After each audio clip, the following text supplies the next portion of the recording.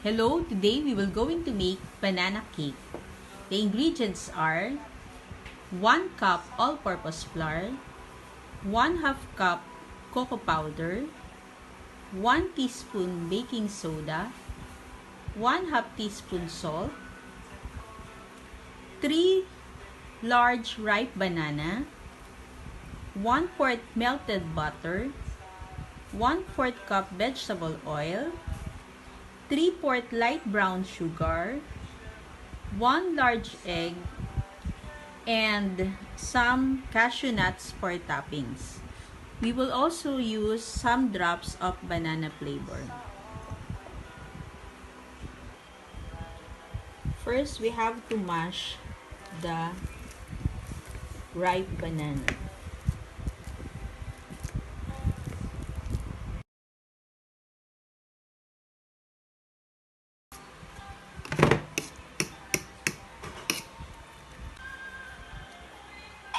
First, thin the butter.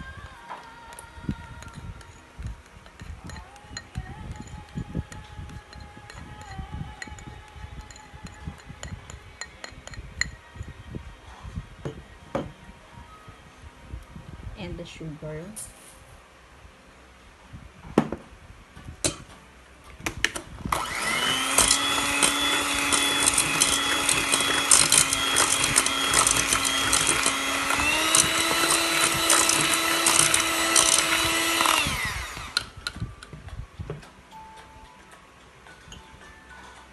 Add the oil.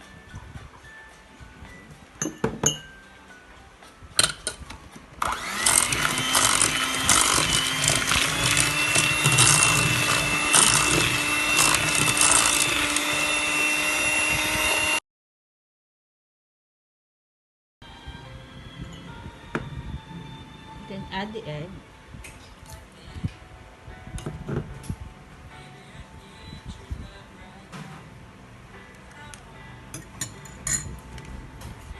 And the banana.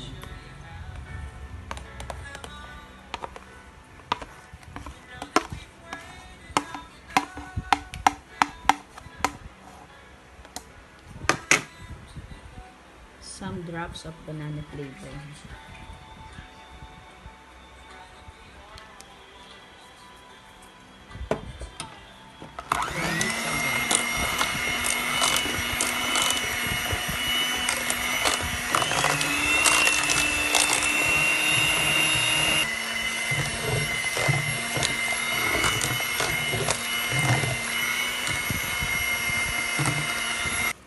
In a separate mixing bowl, sift together the flour,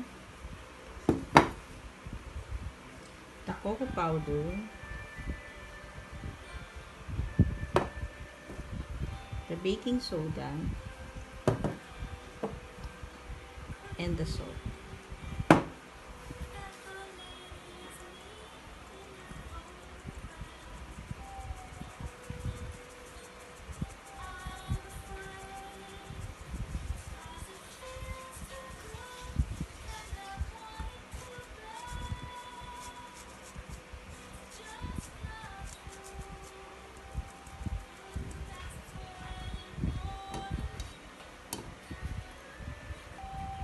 Mix together the dry and liquid ingredients.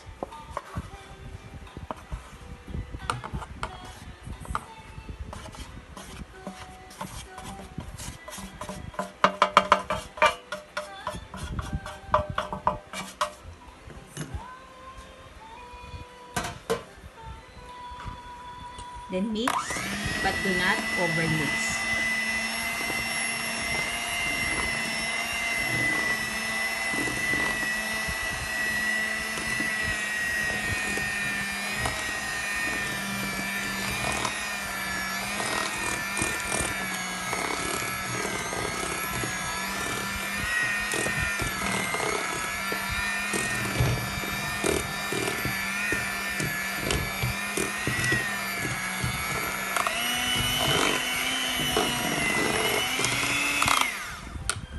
Just enough as it is well incorporated.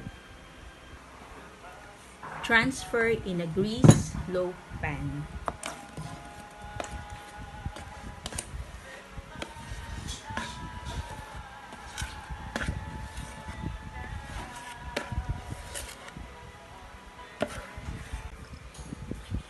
Then top with some cashew nuts.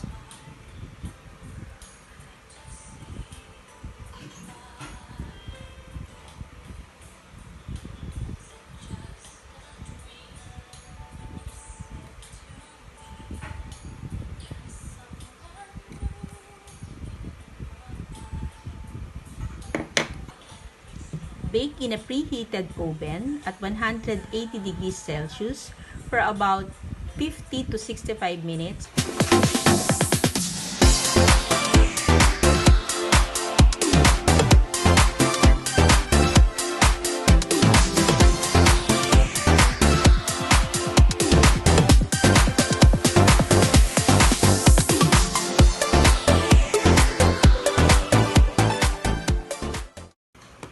I made another batch, but instead of putting it in a loaf pan, I put it in a cup.